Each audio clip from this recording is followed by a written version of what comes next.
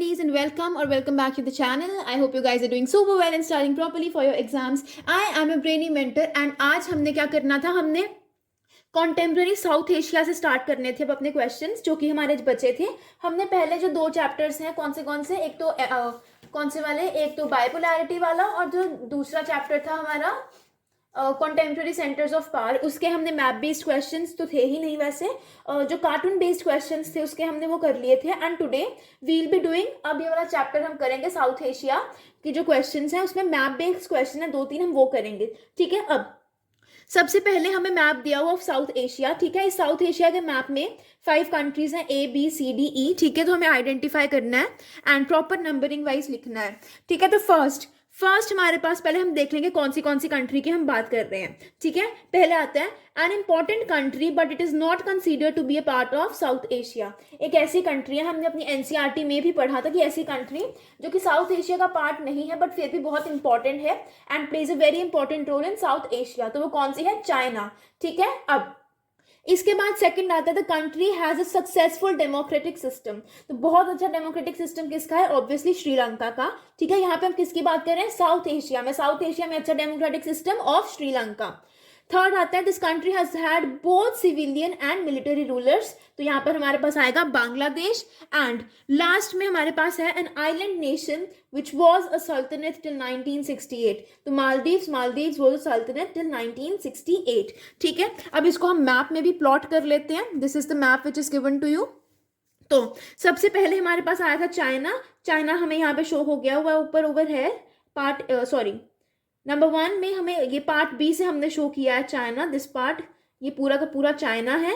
And उसके बाद हमें क्या किया है? उसके बाद गिवन है श्रीलंका जो हमने प्लॉट किया था सेकंड वाले में। श्रीलंका कहाँ पे है? श्रीलंका दिस पोर्शन नीचे, आपको पता है इंडिया के नीचे है श्रीलंका।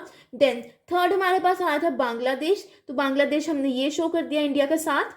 देन हमारे पास आया था नेपाल यहाँ पर है। नेपाल कौन सा था?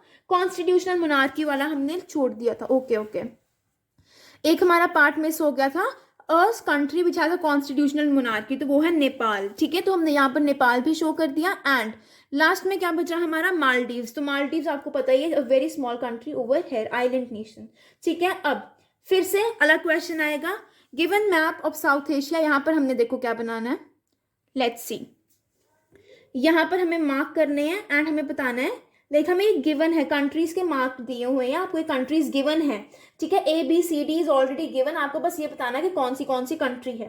तो फर्स्ट आता है the country has experienced both civilian as well as military rule. Obviously कौन सी वाली है? मैंने बताई थी फिर से, दैट इज योर बांग्लादेश। ठीक है, democracy was restored in this country in 2006।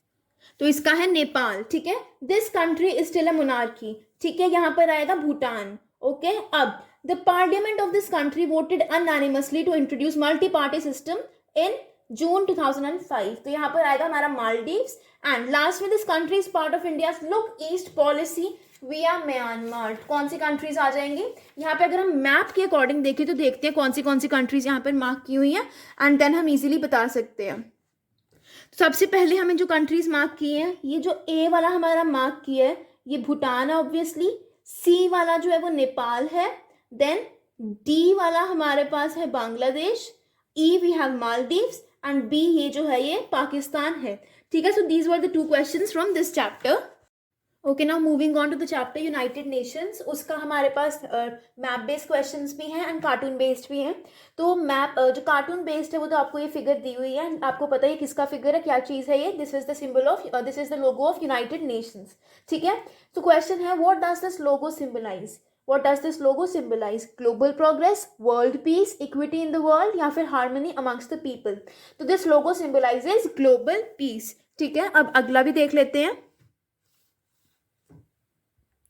अब ये फिगर है, इसमें क्वेश्चन है the message that this picture gives is.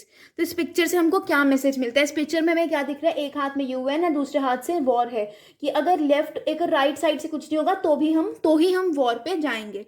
ठीक है, तो क्वेश्चन है the message that this picture gives is. क्या मैसेज देते हैं? Use of military power to control the world, कि अगर UN कुछ नहीं करेगा तो हम वॉर पे जाएंगे and then we will be controlling the world. Clear?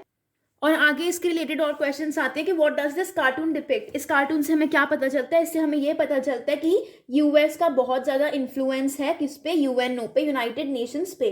Second आता, what have been the reasons for immense influence of US on UN, कि क्या रीजंस हैं कि लाइक यूएस बहुत ज़्यादा इन्फ्लुएंस करता है यूएन के डिसीजंस को। हमें 2 रीजंस देने हैं। पहला रीजन ये आ जाएगा कि यूएन के जो हेडक्वार्टर्स हैं वो खुद ही यूएस में है। एंड सेकंड क्या आ जाएगा, यूएस बहुत ज़्यादा फाइनेंशियली कंट्रीब्यूट करता है टू द यूएन, ठीक है। और अगर आपको और रीजंस लिखने, यू कैन राइट कि बहुत ज़्यादा यूएस के डिप्लोमेट्स एंड ऑल दैट वो यूएन में लगे हुए हैं, तो यूएन के जो मेन ऑफिशियल्स हैं वो ज़्यादातर यूएस के ही लोग हैं, ठीक है। अब लास्ट आता है, is this cartoon still relevant, आपको डू यू थिंक कि आज के टाइम में भी यूएस अपनी हेजीमनी इस्टेब्लिश करता है ऑन यूएन? तो no, this is not relevant today, because US की पोजीशन अभी वैसी नहीं है जैसे पहले होती थी। अब बहुत ज़्यादा सुपर पावर्स हैं जैसे कि China, European union, like Asian, etcetera etcetera and so on. Clear? अब हमारा चैप्टर है सिक्योरिटी, उसमें हमें सिर्फ एक ही कार्टून है जो कोई इंपॉर्टेंट है, वो ये वाला डायग्राम है, ये वाला कार्टून। इसमें क्वेश्चन है, read the cartoon below and write a short note in favor or against the connection between war and terrorism depicted in this cartoon. War और terrorism पे जो रिलेशन डिपिक्ट किया है इस कार्टून में, डू यू एग्री कि तुम लोग उसके लाइक साथ में हो या फिर उसके अगेंस्ट हो कि शायद क्या ऐसा होता है या नहीं होता है, ठीक है। तो the cartoon shown above shows close relation between war and terrorism. Obviously, both war and terrorism are organized, planned and deliberate acts of violence. Wars भी और टेररिज्म भी प्रॉपरली ऑर्गेनाइज किए जाते हैं, ये बहुत ज़्यादा वायलेंट एक्ट्स होते हैं। एंड वॉर और टेररिज्म दोनों डेमोक्रेसी के अगेंस्ट होते हैं and they are crimes against humanity. Both are responsible for destruction of property and mankind. तो इनमें मतलब बेसिकली हमें रिलेशन ही लिखना है कि दोनों की जो सिमिलर प्रॉब्लम्स क्या हैं, कि मतलब वॉर्स एंड टेररिज्म दोनों से प्रॉपर्टी को भी नुकसान होता है, इंसानों को भी नुकसान होता है। And war and terrorism have no faith in peace in human values, कोई पीस नहीं होता। एंड ये दोनों ही क्या बन गए, ग्लोबल फिनोमिनन्स बन गए हैं। Therefore war is terrible and terrorism makes it more terrible. Clear? अब आगे के जो कार्टून बेस्ड क्वेश्चंस और मैप्स हैं that will be doing in the next video. I hope you like this video. If you did, don't forget to like, share and subscribe to the channel. You are at Brainy Mentor. Have a great day ahead.